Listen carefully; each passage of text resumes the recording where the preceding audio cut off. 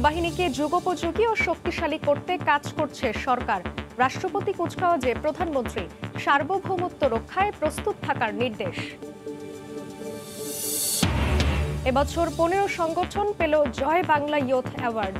নবীনদের হাত ধরে এগিয়ে যাচ্ছে বাংলাদেশ, বললেন জয়। তরুণদের মেধা কাজে লাগানোর প্রত্যয় প্রধানমন্ত্রীর।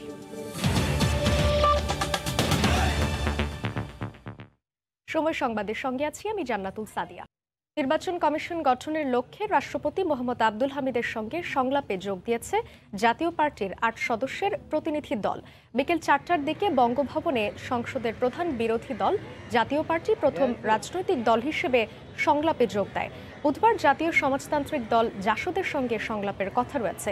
এর আগে সংলাপে অংশ নেওয়ার জন্য রাষ্ট্রপতির দফতর থেকে চিঠি দেওয়া হয়। 2016 সালের শেষে নির্বাচন কমিশন গঠনের জন্য একইভাবে সংলাপ করেছেন রাষ্ট্রপতি মোহাম্মদ আব্দুল হামিদ। 1 মাসের বেশি সময় ধরে চলে সেই সংলাপ। বর্তমান নির্বাচন কমিশনের মেয়াদ শেষ হচ্ছে আগামী 14 ফেব্রুয়ারি।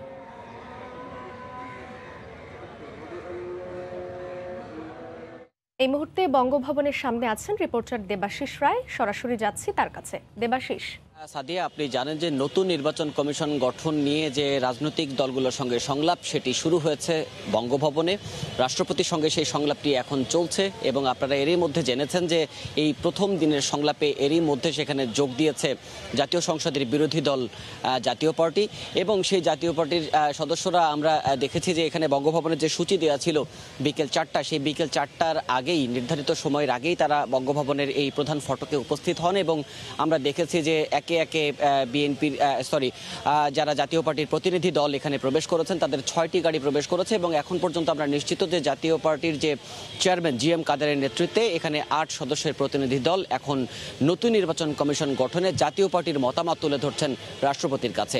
এবং আপনাদেরকে জানিয়ে রাখি যে নতুন যে নির্বাচন কমিশন গঠিত হতে যাচ্ছে অর্থাৎ গঠন করা হবে সেই নির্বাচন কমিশনের অধীনেই কিন্তু আগামী দ্বাদশ জাতীয় সংসদ নির্বাচন অনুষ্ঠিত হবে। সুতরাং সেই নির্বাচনটি নিরপেক্ষভাবে সুষ্ঠুভাবে নির্বাচনটি আয়োজন করার জন্য একটি সুষ্ঠু নিরপেক্ষ নির্বাচন কমিশন গঠন একটি অন্যতম শর্ত এবং সেই অনুযায়ী কিন্তু বিগত যে কমিশনগুলো গঠন হয়েছিল, বিগত 2টি কমিশন, সেই 2টি কমিশন গঠনের প্রক্রিয়ায় কিন্তু এবারও অনুসরণ করা হচ্ছে। অর্থাৎ রাষ্ট্রপতি নিবন্ধিত যে রাজনৈতিক দলগুলো রয়েছে বাংলাদেশে এখন পর্যন্ত নির্বাচন কমিশনের নিবন্ধিত রাজনৈতিক দলের সংখ্যা 39টি এবং সেই নিবন্ধিত দলগুলোর সঙ্গে রাজনৈতিক যে সংলাপ অর্থাৎ সেই দলগুলোর কি চাওয়া পাওয়া এবং নির্বাচন কমিশন গঠনে তাদের কি মতামত রয়েছে সেই মতামতগুলো কিন্তু রাষ্ট্রপতি সেগুলো গ্রহণ করেন এবং সাংবিধানিক এই সংস্থা গঠনে এখন পর্যন্ত বাংলাদেশে কোনো আইন না থাকলেও যেহেতু আইন নেই সেহেতু এই দায়িত্বটি কিন্তু রাষ্ট্রপতি পালন করেন এবং সেক্ষেত্রে সংবিধানে বলাও রয়েছে যে রাষ্ট্রপতি এই নিয়োগটি দেবেন। অবশ্যই সেটি প্রধানমন্ত্রীর সঙ্গে পরামর্শক্রমেই সেই নিয়োগটি চূড়ান্ত হবে। এখন যে প্রক্রিয়াটি শুরু হলো সেই প্রক্রিয়া অনুসারে আমরা বলতে পারি যে রাজনৈতিক দলগুলোর সঙ্গে যে আলাপ আলোচনা করা বা আলোচনার টেবিলে রাজনৈতিক দলগুলোর যে চাওয়া পাওয়া সেই চাওয়া পাওয়াগুলো এক জায়গায় কেন্দ্রীভূত করা সেই প্রক্রিয়াটি কিন্তু বঙ্গভবনে রাষ্ট্রপতি আব্দুল হামিদ শুরু করলেন এবং হয়তো বৈঠকের পরে নেতৃবৃন্দ যারা রয়েছেন বিশেষ করে আওয়ামী লীগের যারা দুঃখিত জাতীয় পার্টির যারা এখানে প্রতিনিধি দল বৈঠকে বসেছেন সেই বৈঠকটি শেষ হলে বৈঠক থেকে বের হলে হয়তোবা আমরা সেই তাদের সঙ্গে কথা বলে তারা কি প্রস্তাব রেখেছেন সেগুলো জানতে পারবো এবং কোভিড পরিস্থিতির কারণে কিন্তু এবারে হয়তোবা সেই মাস ধরে বৈঠকটি হবে না। বঙ্গভবন সূত্র আমাদেরকে নিশ্চিত করেছেন যে হয়তোবা খুব সংক্ষিপ্ত সময়ের মধ্যে এই বৈঠকগুলো সম্পন্ন করা হবে। এরই মধ্যে কিন্তু 29 ডিসেম্বর পর্যন্ত অর্থাৎ 23, 24, 25 3টি তারিখ ফাঁকা রেখে 26, 27, 28, 29 ডিসেম্বর এই 4 দিনই কিন্তু এমনও রয়েছে যে একদিনে 2টি রাজনৈতিক দলের সঙ্গেও বঙ্গভবনে বৈঠক হবে, ইসি গঠন নিয়ে সংলাপ হবে, এমনটি কিন্তু সূচি বঙ্গভবন থেকে এরই মধ্যে প্রকাশ করা হয়েছে। এখন পর্যন্ত এই ছিল বঙ্গভবন থেকে আমার কাছে সবশেষ তথ্য। কিছুক্ষণ পর হয়তোবা সেই বৈঠক শেষে জাতীয় পার্টির যারা প্রতিনিধি দল তারা বঙ্গভবন থেকে বেরিয়ে আসবেন এবং আমরা জানার চেষ্টা করব তারা কি প্রস্তাব রেখেছেন মহামান্য রাষ্ট্রপতির কাছে নতুন নির্বাচন কমিশন গঠন সংক্রান্ত বিষয় নিয়ে। এই ছিল আমার কাছে বঙ্গভবনের সামনে থেকে সবশেষ খবর। ফিরছি স্টুডিওতে। সাদিয়া, নির্বাচন কমিশন পুনর্গঠনে রাষ্ট্রপতির সঙ্গে সংলাপের সবশেষ খবর জানাচ্ছিলেন সহকর্মী দেবাশিস রায়। বঙ্গভবন থেকে গণভবন, কিশোরগঞ্জের পনিরের কদর সবখানে।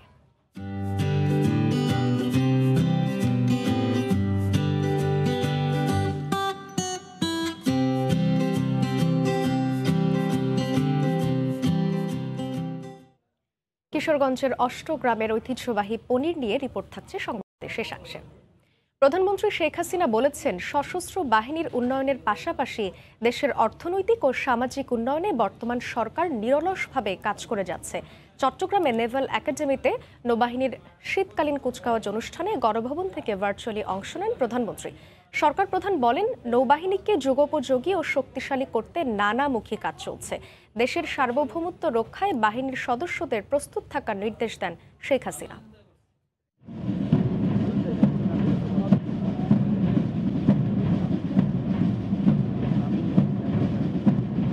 বাংলাদেশ নৌবাহিনীর জাহাজ বঙ্গবন্ধুর অনুকরণে রাখা প্রতীকীতে কুচকাওয়াজের মাধ্যমে আরোহণ করছেন কমিশন পাওয়া 44 জন নৌ অফিসার। এই অর্জনে তাদের পেরিয়ে আসতে হয়েছে কঠোর প্রশিক্ষণ। আর বাংলাদেশ নৌবাহিনীর রাষ্ট্রপতি কুচকাওয়াজ এবং সমাপনী অনুষ্ঠানে প্রধান অতিথি হিসেবে সালাম গ্রহণ করেন প্রধানমন্ত্রী শেখ হাসিনা। তিনি নবীন নৌ কর্মকর্তাদের কর্মজীবনে মুক্তিযুদ্ধের চেতনায় বলীয়ান হয়ে দেশের স্বাধীনতা ও সার্বভৌমত্ব রক্ষায় কাজ করার আহ্বান জানান। জাতির পিতা বঙ্গবন্ধু শেখ মুজিব আমাদের এই দেশকে স্বাধীনতা এনে দিয়েছিলেন। তিনি একটা বিষয় অনুধাবন করেছিলেন যে বাংলাদেশের যে বিশাল সমুদ্র অঞ্চল, সেই অঞ্চলকে রক্ষা করা, তার সার্বভৌমত্ব রক্ষা করা এবং সেখানে আমাদের অধিকার নিশ্চিত করতে হবে, যাতে করে এই সমুদ্র সম্পদ আমরা আমাদের আর্থসামাজিক উন্নয়নে ব্যবহার করতে সক্ষম হই। প্রতিবেশী দেশ মিয়ানমার এবং ভারতের সাথে সমুদ্র সীমা জয়ের পর বিশাল সেই সমুদ্র সীমা নিরাপত্তা নিশ্চিতে বাংলাদেশ নৌবাহিনীর গুরুত্ব অপরিসীম। তাই নৌবাহিনীকে ত্রিমাত্রিক বাহিনীতে রূপ দিয়েছে আওয়ামী লীগ সরকার। প্রধানমন্ত্রী শেখ হাসিনা দেশের সমুদ্র সীমা রক্ষার পাশাপাশি আর্থসামাজিক উন্নয়নও সমানভাবে কাজ করার আহ্বান জানান নৌ সদস্যদের। বাংলাদেশ নৌবাহিনী আজ শুধু দেশেই নয়, আন্তর্জাতিক পরিমণ্ডলে অত্যন্ত সুশৃঙ্খল, দক্ষ এবং পেশাদার বাহিনী হিসেবে মর্যাদা লাভ করেছে। জাতিসংঘ শান্তিরক্ষা মিশন সহ সকল ক্ষেত্রে তাদের আত্মত্যাগ ও কর্তব্যনিষ্ঠা বাংলাদেশের জন্য বয়ে এনেছে বিরল সম্মান ও মর্যাদা, যা বহির্বিশ্বে বাংলাদেশের ভাবমূর্তিও অত্যন্ত উজ্জ্বল হয়েছে। কর্মজীবনে মুক্তিযুদ্ধের চেতনায় বলীয়ান হয়ে দেশ মাতৃকার সার্বভৌমত্ব নিরাপত্তা রক্ষার্থে তোমরা নিরলসভাবে কাজ করে যাবে বলে আমি বিশ্বাস করি। গণভবন থেকে প্রধানমন্ত্রী শেখ হাসিনা ভিডিও কনফারেন্সের মাধ্যমে এই আয়োজনে যুক্ত হল নৌবাহিনী প্রধান অ্যাডমিরাল এম শাহিন ইকবাল নেভাল একাডেমিতে উপস্থিত থেকে কুচকাওয়াজ পরিদর্শন করেন। সততা, দেশপ্রেম এবং আত্মত্যাগের মন্ত্রে বলীয়ান হয়ে সেনা ও বিমান সদস্যদের সাথে কাঁধে কাঁধ মিলিয়ে নৌ সদস্যদের কাজ করার আহ্বান জানালেন প্রধানমন্ত্রী শেখ হাসিনা। তিনি বলেছেন, আগামীতে নৌবাহিনী যুদ্ধ জাহাজ তৈরি করবে এবং বঙ্গোপসাগরের অতন্ত্র প্রহরী হবে এই নৌ সদস্যরা। বাংলাদেশ নেভাল একাডেমি থেকে কমল দে, সময় সংবাদ। Bangabandhu award for diplomatic excellence প্রদান অনুষ্ঠানে প্রধানমন্ত্রী শেখ হাসিনা বলেছেন, কূটনৈতিক সাফল্যের কারণে মিয়ানমার ও ভারতের সঙ্গে বন্ধুত্বপূর্ণ সম্পর্ক বজায় রেখে বাংলাদেশ সমুদ্র সীমা নির্ধারণ করতে সক্ষম হয়েছে। দুপুরে রাজধানীর ফরেন সার্ভিস একাডেমিতে গণভবন থেকে ভার্চুয়ালি যুক্ত হয়ে কথা বলেন তিনি। কূটনৈতিক ক্ষেত্রে বিশেষ অবদানের জন্য দেশি বিদেশি দুই কূটনীতিককে প্রথমবারের মতো Bangabandhu award for diplomatic excellence পদক দেওয়া হয়। আরব আমিরাতের সঙ্গে সম্পর্ক উন্নয়নে বিশেষ অবদান রাখার জন্য বাংলাদেশে নিযুক্ত আরব আমিরাতের সাবেক রাষ্ট্রদূত সাঈদ মোহাম্মদ আল মেহদিকে এ পদকে ভূষিত করা হয়। অন্যদিকে দেশি কূটনীতিকদের মধ্যে সমুদ্র সীমা নির্ধারণ ও জরিপ কার্যক্রমে বিশেষ অবদান রাখায় পররাষ্ট্র মন্ত্রণালয়ের মেরিটাইম অ্যাফেয়ার্স বিভাগের সচিব রিয়ার অ্যাডমিরাল অবসরপ্রাপ্ত খোরশেদ আলমকে প্রধানমন্ত্রীর পক্ষে পদক তুলে দেন পররাষ্ট্রমন্ত্রী।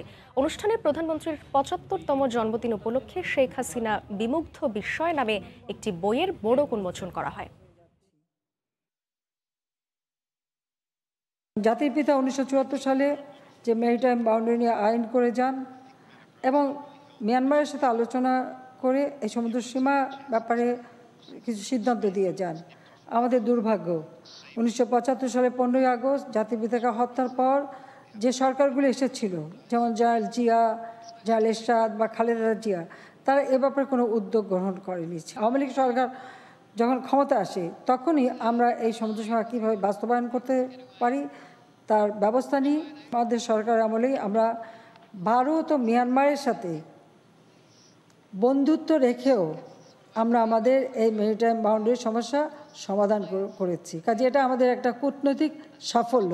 আসলে আমার জন্য বই বা আমার জন্মদিন বা আমার কোনো কিছু চাওয়া পাওয়া নেই, আমি কোনো কিছুই চাই না। আর আমার জন্য কিছু করা হোক সেটাও আমার কাছে কামনা না। কারণ আমি জাতির পিতার আদর্শ বুকে ধারণ করে দুঃখী মানুষের মুখে হাসি ফোটাবার লক্ষ্য নিয়েই কাজ করেছি। এবছর 15 সংগঠন পেল জয় বাংলা ইয়ুথ অ্যাওয়ার্ড। বিজয়ীদের হাতে পুরস্কার তুলে দেন রাদওয়ান মুজিব সিদ্দিক। হাতে হাত রেখে দেশকে এগিয়ে নিতে তরুণদের প্রতি আহ্বান জানান সজীব ওয়াজেদ জয়। এদিকে অনুষ্ঠানে ভার্চুয়ালি যুক্ত হয়ে প্রধানমন্ত্রী বলেন, প্রযুক্তির সঙ্গে নিজেদের তাল মিলিয়ে দেশের কল্যাণে তরুণদের আত্মনিয়োগ করতে হবে। এটি ছড়িয়ে দিব, এই গল্পগুলি অপেক্ষার প্রহর শেষে জয় বাংলা ইয়ুথ অ্যাওয়ার্ড বিজয়ীদের হাতে। সোমবার সাভারে শেখ হাসিনা জাতীয় যুব উন্নয়ন ইনস্টিটিউটে এসব তরুণ উদ্যোক্তাদের ও সংগঠনের হাতে পুরস্কার তুলে দেন বঙ্গবন্ধু দহিত্র ও CRI এর ট্রাস্টি রাদওয়ান মুজিব সিদ্দিক। এদিকে প্রধানমন্ত্রী তথ্য প্রযুক্তি উপদেষ্টা ও CRI এর চেয়ারম্যান সজীব ওয়াজেদ জয় ধারণ করা বক্তব্যে বলেন, পরনির্ভরশীলতা নয়, তরুণদের নিজেদের পায়ে দাঁড়াতে হবে। হাতে হাত রেখে বাংলাদেশকে এগিয়ে নিয়ে যেতে তরুণদের প্রতি আহ্বান জানান তিনি। শুধু সরকারের উপর নির্ভরশীল থাকলে হবে না, তাই আমাদের উদ্দেশ্য যে আমাদের দেশে যারা দেশের জন্য পরিশ্রম করছে, তারা নিজেদের সময় দিচ্ছে, অর্থায়ন দিচ্ছে, পরিশ্রম দিচ্ছে, তারা কারো কাছে হাত পেতে নেয়। তাদের ইচ্ছা হচ্ছে বিভিন্ন মানুষের সমস্যা সমাধান করা। এদিকে প্রধানমন্ত্রী শেখ হাসিনা তরুণদের উদ্দেশ্যে বলেন, প্রযুক্তির সঙ্গে নিজেদের তাল মিলিয়ে তারা দেশকে এগিয়ে নিয়ে যাবে। তরুণরা নিজেদেরকে প্রস্তুত করবে আগামী দিনের জন্য, যদি এই দেশকে তারা এগিয়ে নিয়ে যেতে পারে। আর প্রজন্মের পর প্রজন্ম এই ধারা যেন অব্যাহত থাকে। একটা কথা মনে রাখতে হবে যে আমাদের স্বাধীনতা অর্জন, এর পিছনে তরুণের শক্তি, উদ্যোগ। 2014 সালের 15 নভেম্বর আত্মপ্রকাশ করে young Bangla platform. Shatila Sharmin, সময় সংবাদ, ঢাকা। লেনদেনের ভাউচার দেখে এটাই প্রমাণিত হয় ইভ্যালির গ্রেফতার MT রাসেল ও চেয়ারম্যান অনেক টাকা বিদেশে পাচার করেছেন। হাইকোর্ট গঠিত বোর্ডের 8ম সভা শেষে সময় সংবাদকে এমন ধারণার কথাই জানিয়েছেন বোর্ড প্রধান সাবেক বিচারপতি শামসুদ্দিন চৌধুরী মানিক। এদিকে কোম্পানিটির বর্তমান ব্যবস্থাপনা পরিচালক জানিয়েছেন, আগামী 4 থেকে 6 মাসের আগে ইভ্যালির পাওনাদারদের ভালো মন্দ কোনো খবর দেওয়াই সম্ভব নয়। কামরুল হাসান সবুজের রিপোর্ট। যত দ্রুত উত্থান ঠিক তেমনই আকস্মিক পতন। ইভ্যালি বাংলাদেশের ই-কমার্স খাতের এমনই এক প্রতিষ্ঠান। শত শত কোটি টাকা প্রতারণার দায়ে বন্ধ এই প্রতিষ্ঠানটির দেনা পাওনার হিসাব মেলাতে বর্তমানে কাজ করছে উচ্চ আদালতে নিয়োজিত 5 সদস্যের বোর্ড। ধানমন্ডিতে ইভ্যালির প্রধান কার্যালয়ে এই বোর্ডের 8ম সভা শেষে প্রতিষ্ঠানটির বর্তমান ব্যবস্থাপনা পরিচালক জানান, ইভ্যালি আবার চালু করা সম্ভব হবে নাকি বন্ধই হয়ে যাবে সেই আভাস দিতেও লাগবে কমপক্ষে আরও 6 মাস। অ্যাকুরেটলি যদি আমরা ফিনান্সিয়াল অবস্থাটা যদি দাঁড় করাতে না পারি, তাহলে আমরা এর পরবর্তী সিদ্ধান্তে যেতে পারবো না। কাগজপত্র রেডি করছি, কারণ কাগজপত্রের অবস্থা খুবই খারাপ অবস্থা আমরা পেয়েছি।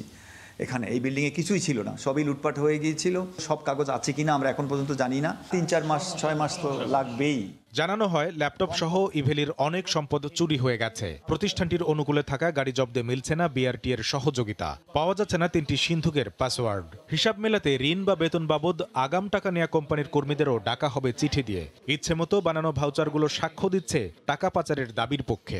অনেক টাকার অনেক ভাউচার আছে, কেন কাকে প্রদান করলো তার কোনো উল্লেখ, কোনো সাপোর্টিং ডকুমেন্ট নেই। এই থেকে আমাদের ধারণা, আগের যে চেয়ারম্যান বা MD ছিলেন তারা বিদেশে টাকা পাচার করেছেন। তদন্তে যদি দেখা যায় টাকা পাচার হয়েছে, জানা যায় যে কোন দেশে পাচার হয়েছে, কত পাচার হয়েছে, তখন আমরা এই বাংলাদেশ ফাইন্যান্সিয়াল ইন্টেলিজেন্স ইউনিটের মাধ্যমে চেষ্টা করব সেই টাকা ফিরিয়ে আনতে। কিন্তু সেটা কিন্তু সহজ ব্যাপার নয়।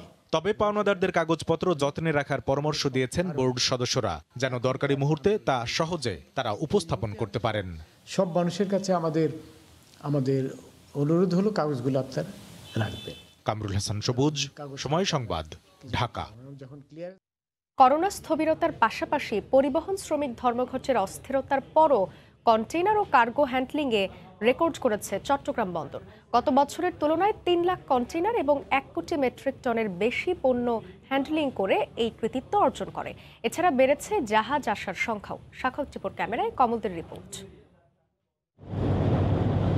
চলতি বছরের মাঝামাঝিতে করোনার দ্বিতীয় ঢেউ মোকাবেলায় যখন বিশ্বজুড়ে স্থবিরতা চলছিল, তখন বাংলাদেশের অর্থনীতির চাকাকে গতিশীল রাখতে পুরোদমে সচল ছিল চট্টগ্রাম বন্দর। বছর শেষ হওয়ার আগেই মিলেছে এতে সফলতা। কন্টেনার ও কার্গো হ্যান্ডেলিং এর পাশাপাশি জাহাজ আসার ক্ষেত্রে গড়েছে নতুন রেকর্ড। 19 ডিসেম্বর পর্যন্ত কন্টেনার হ্যান্ডেলিং হয়েছে প্রায় 31 লাখ টিউএস, যা গত বছর ছিল 28,39,000 টিউএস। বিভিন্ন রকম প্রতিকূলতা আমাদেরকে সামাল দিতে হয়, তারপরেও আমরা সবসময় চেষ্টা করে যাচ্ছি যেন সবার সাথে, সব ইউজারদের সাথে, সব স্টেক হোল্ডারদের সাথে সার্বক্ষণিক সমন্বয় করে চট্টগ্রাম বন্দরের কার্যক্রমকে এগিয়ে নিয়ে যাওয়া। কার্গো হ্যান্ডেলিং এর ক্ষেত্রে নতুন উচ্চতায় স্থান করে নিয়েছে চট্টগ্রাম বন্দর। গত বছর এই বন্দর 10,32,00,000 মেট্রিক টন পণ্য হ্যান্ডেলিং করলো।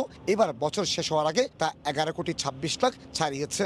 তবে বন্দরের সক্ষমতা বাড়াতে বাড়তি জেটি এবং ইয়ার্ডের চাহিদা রয়েছে ব্যবসায়ীদের। 60 বিলিয়নের টার্গেট যদি সক্ষমতা যদি করতে হয়, তাহলে কিন্তু বন্দরকে আরও বেশি এফিসিয়েন্টলি কাজ করতে হবে। মাল হ্যান্ডেলিং করার জন্য যে ইকুইপমেন্টগুলি এনেছে তার আমরা মনে করি আরও মডার্ন ইকুইপমেন্ট আনতে হবে, সাথে বন্দরে কিছু জেটি বাড়াতে হবে। এই বছরই প্রথম চট্টগ্রাম বন্দরে পণ্যবাহী জাহাজ আসার সংখ্যা 4,000 অতিক্রম করেছে। তবে জাহাজের গড় অবস্থান সময় কমাতে বার্থ অপারেটরের সংখ্যা বাড়ানোর দাবি জানিয়েছেন শিপিং এজেন্টরা।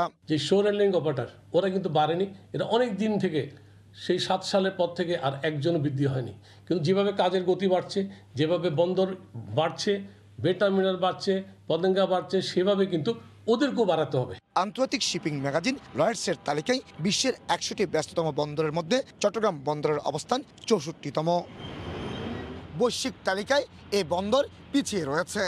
আর এক্ষেত্রে দক্ষতা এবং সক্ষমতা বাড়িয়ে আধুনিক বন্দর করার কথা বলছেন বন্দর ব্যবহারকারীরা। চট্টগ্রাম বন্দর থেকে কমল দে, সময় সংবাদ। বাংলাদেশ নৌবাহিনীতে কমিশন পেলেন 44 নবীন কর্মকর্তা। মুক্তিযুদ্ধের চেতনায় উদ্বুদ্ধ হয়ে দেশের প্রয়োজনে কাজ করতে সন্তানদের প্রতি আহ্বান জানান উচ্ছ্বসিত অভিভাবকরা। শাখাউত টিপুর ক্যামেরায় কমলদের আরও একটি রিপোর্ট।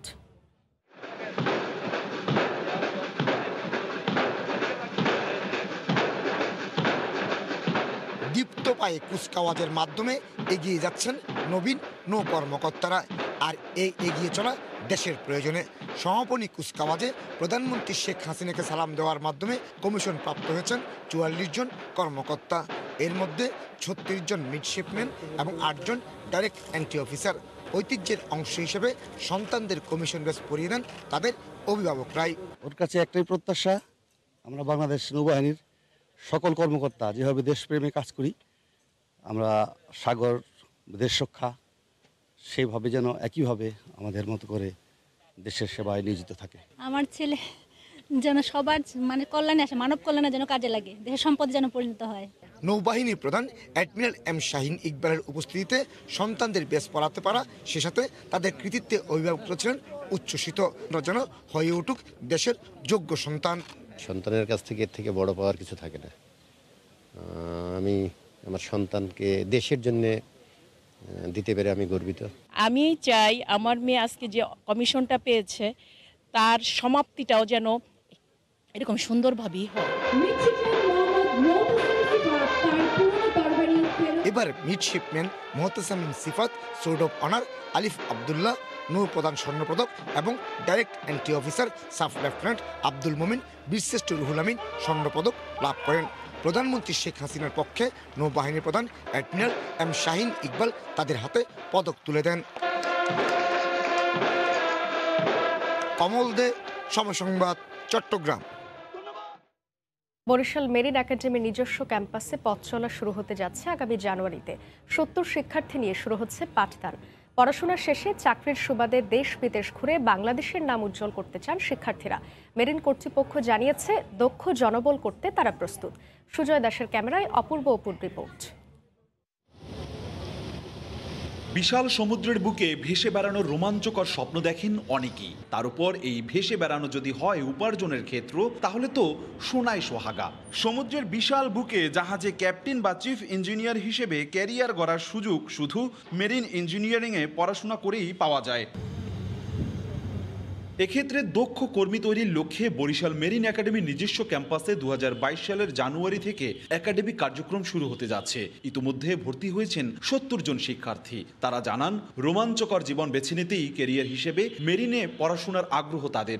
দেখেছি যে মেরিনে একটা সুযোগ আছে যে ইন্টারন্যাশনাল ক্যাডেট হওয়া যায়, দেন আমি ট্রাই করেছি, বেস্ট ট্রাই করেছি, দেন আলহামদুলিল্লাহ আমি ঠিক আছি। নাবিকদের যে লাইফটা খুবই অ্যাডভেঞ্চারাস একটা লাইফ, তো এটা আসলে লিড করার স্বপ্ন অনেকেই দেখে, সবাই বাস্তবায়ন করতে পারে না। যেমন আমাদের মধ্যে অনেকেই পরীক্ষা দিয়েছে কিন্তু সবাই আসতে পারেনি।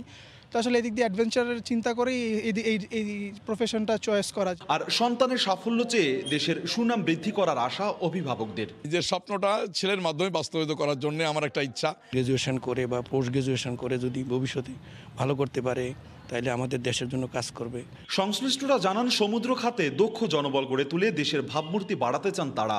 বর্তমান অবস্থায় আমরা 70 জন নিচ্ছি এবং ধাপে ধাপে এটাকে আমরা উন্নীত করব। এখন কি রকম আমাদের অবস্থা এবং বর্তমান এটার সুযোগ কতটুকু আছে এটা বিবেচনা করে হয়তো ভার্টিক্যাল এক্সপানশনে ভবিষ্যতে যেতে পারে। বরিশাল সদরের কর্ণকাঠিতে 10 একর জমিতে প্রায় 125 কোটি টাকা ব্যয়ে মেরিন একাডেমি নির্মাণ করা হয়েছে।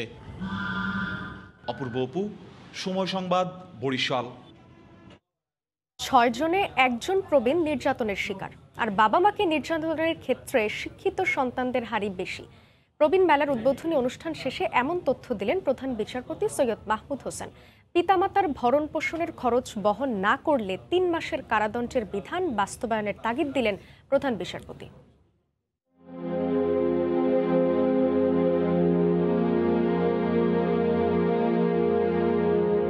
বার্ধক্যকালে যে মানুষটা সন্তান নাতি নাতনিদের সঙ্গে সময় কাটানোর কথা কপালের ফেরে, তারা এখন বৃদ্ধাশ্রমে। কাউকে সন্তান রেখে গেছে, কেউ আবার সহিংসতা ও নির্যাতনের ভুক্তভোগী, যাদের অধিকাংশই মৌলিক অধিকার থেকে বঞ্চিত।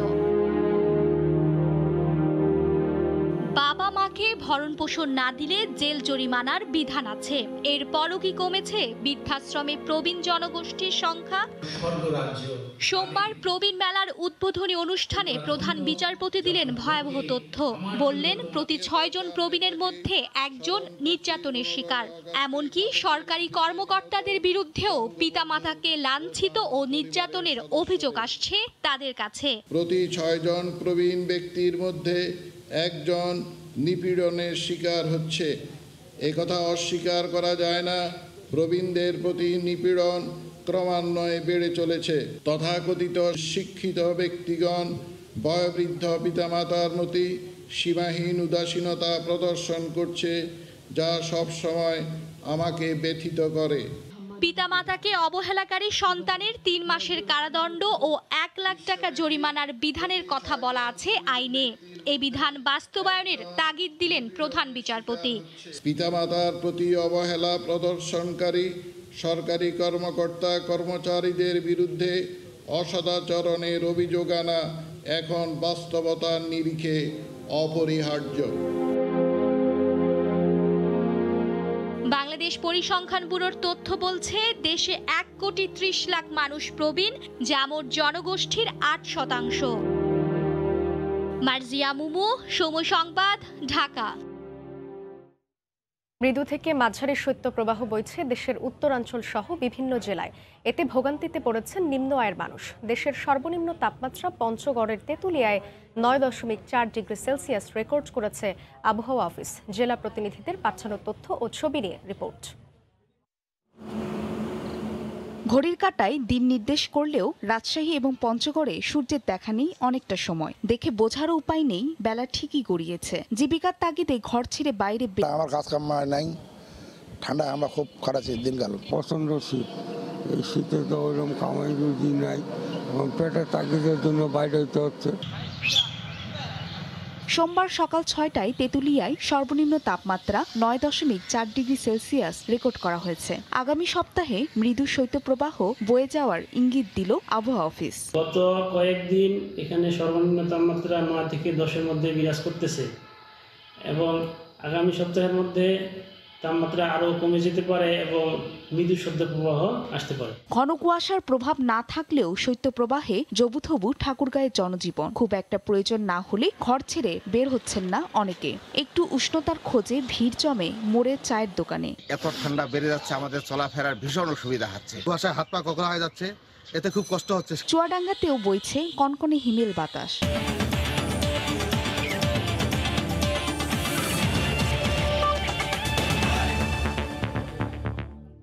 জিম্বাবুয়ে ফেরত ওমিক্রন আক্রান্ত 2 নারী ক্রিকেটার করোনা নেগেটিভ হয়েছেন। 20 দিনের কোয়ারেন্টাইন শেষে বাড়িতে ফিরেছেন তারা। জিম্বাবুয়েতে বিশ্বকাপ বাছাইয়ে মাঠের পারফরমেন্সে খুব ভালো সময় পার করছিল নিগার সুলতানা জ্যোতির দল। প্রথমবারের মতো সরাসরি বিশ্বকাপে খেলা নিশ্চিত করে টাইগ্রেসরা। 1 ডিসেম্বর দেশে ফেরে নারী দল। ঢাকায় করোনা পরীক্ষার পর জানা যায় দলের 2 ক্রিকেটার ও 1 কোচিং স্টাফ ওমিক্রন আক্রান্ত হয়েছেন। তাই পুরো দলকে আবারও আইসোলেশনে পাঠানো হয়। বর্ধিত কোয়ারেন্টাইন পর্ব শেষে অবশেষে নেগেটিভ রিপোর্ট নিয়েই বাড়িতে ফিরেছেন রুমানা সালমারা।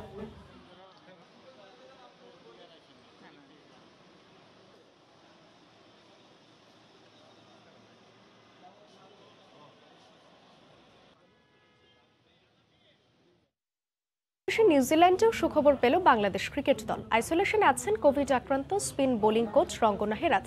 তবে সবশেষ করোনা পরীক্ষায় দলের বাকি সবার নেগেটিভ ফলাফল এসেছে। ফলে মঙ্গলবার থেকে মাঠের অনুশীলনে নামতে আর কোনো বাধা রইল না টাইগারদের, জানিয়েছেন টিম ডিরেক্টর খালেদ মাহমুদ সুজন। আজকে সকালের রেজাল্ট এসে আলহামদুলিল্লাহ আমরা সবাই নেগেটিভ। আর এই নেগেটিভ হওয়ার কারণে আগামীকাল আমরা ইনশাল্লাহ এখান থেকে বের হতে পারবো এবং প্র্যাকটিসে যেতে পারবো। কালকে আমাদের 10:15 থেকে প্র্যাকটিস আছে লিঙ্কন ইউনিভার্সিটি গ্রাউন্ডে, যেখানে আমরা জিমের ফ্যাসিলিটিসটাও পাবো। তারপর ওখানে প্র্যাকটিস শেষ করে আমরা আমাদের হোটেলে উঠে যাবো, নোভেল হোটেলে, এবং তারপর থেকে স্বাভাবিক যেভাবে আমরা চলাফেরা করতে পারবো, ট্রেনিং করতে পারবো, সবই করতে পারবো এবং নিজেদেরকে তৈরি করতে পারবো ফার্স্ট টেস্ট ম্যাচের জন্য ইনশাল্লাহ। তো দেশবাসীকে যতই প্রত্যাশা, সবাই আপনারা দোয়া রাখবেন যাতে আমরা ভালো থাকি এবং এখানে সবাই সুস্থ থাকি। এবার কিশোরগঞ্জের বিখ্যাত পনিরের খবর। বঙ্গভবন থেকে গণভবন, সব জায়গায় সবার পছন্দের খাবারের তালিকায় কিশোরগঞ্জের ঐতিহ্যবাহী খাবার পনির। রাষ্ট্রপতি ও প্রধানমন্ত্রীর পছন্দের তালিকায় এই পনির পাঠানো হয় ভারতের প্রধানমন্ত্রীর বাড়িতেও। এরই মধ্যে জেলার ব্র্যান্ডিং পণ্য হিসেবে স্থান পেয়েছে অষ্টগ্রামের এই পনির। নূর মোহাম্মদের তথ্য, মোহাম্মদ শরীফুল ইসলামের ছবি নিয়ে রিপোর্ট। অষ্টগ্রামের পনির মোগল আমল থেকে পছন্দের তালিকায় স্থান ধরে রেখেছে কিশোরগঞ্জের হাওর উপজেলা অষ্টগ্রামের এই সুস্বাদু পনির। কোনো প্রকার ক্ষতিকর দ্রব্য ছাড়া হাওরের গরু ও মহিষের বিশুদ্ধ দুধ থেকে স্থানীয় কারিগরদের তৈরি পনিরের কদর রয়েছে। এখানকার পনির নিয়মিত যাচ্ছে প্রধানমন্ত্রী ও রাষ্ট্রপতির বাসায়। মহামান্য রাষ্ট্রপতি আমার পনির খাইতেছে এবং প্রধানমন্ত্রীও আমার বানানো পনির খায়া উনি অষ্টগ্রামের পনির বললে বিখ্যাত স্বীকৃতি দিচ্ছে। এই মাওয়াটা পানির মধ্যে আধা ঘন্টা ভিজে রাখলে ওই পানিটা দুধের মধ্যে দিলে 1 ঘন্টা আধা ঘন্টা পর মানে একটু জমাট বাঁধে। বংশ পরম্পরায় এ পেশায় জড়িত অষ্টগ্রাম সদরের অনেক কারিগর। তবে পর্যাপ্ত চাহিদা থাকার পরও সরকারি পৃষ্ঠপোষকতার অভাবে দিন দিন কমছে পনিরের কারিগরের সংখ্যা। বর্তমানে মাত্র 20টির মতো পরিবার এ শিল্পের সাথে জড়িত আছে। বর্তমানে অনলাইনে পনির বিক্রি বেড়েছে, আর হাওড়ে অল ওয়েদার সড়ক নির্মাণ হওয়ায় দেশের বাইরে পনির রপ্তানির সুযোগ সৃষ্টি হয়েছে। আমরা এটা খাই স্বাদ পাইছি। ওনার পনিরটাই সবাই পছন্দ করে। রাষ্ট্রপতির পছন্দের তালিকায় রয়েছে পনির। তার নির্দেশে ব্র্যান্ডিং পণ্য পনির শিল্পের বিকাশে বিভিন্ন উদ্যোগ নেওয়ার কথা জানালেন জেলার শীর্ষ কর্মকর্তা। হাওড় এলাকায় যে পর্যটন যে সময়টি থাকে, এই সময়তে এখানে ভ্রাম্যমান যে পনির বিক্রয় কেন্দ্র সেগুলো স্থাপন করা। হাওড় বাওড় মাছে ভরা অষ্টগ্রামের পনির সেরা, এই প্রতিপাদ্য বিষয় নিয়ে জেলার ব্র্যান্ডিং পণ্য হিসেবে স্থান পেয়েছে হাওড়ের পনির। সময় সংবাদ, কিশোরগঞ্জ। এ পর্যায়ে শীর্ষ সংবাদ জানিয়ে দিচ্ছি আরেকবার। নির্বাচন কমিশন গঠনে জাতীয় পার্টির সঙ্গে সংলাপে রাষ্ট্রপতি। জাতির সঙ্গে বিশ্বাসঘাতকতা মন্তব্য বিএনপির। আগেও নানা কৌশলের পর অংশ নিয়েছে দলটি, বলছে আওয়ামী লীগ।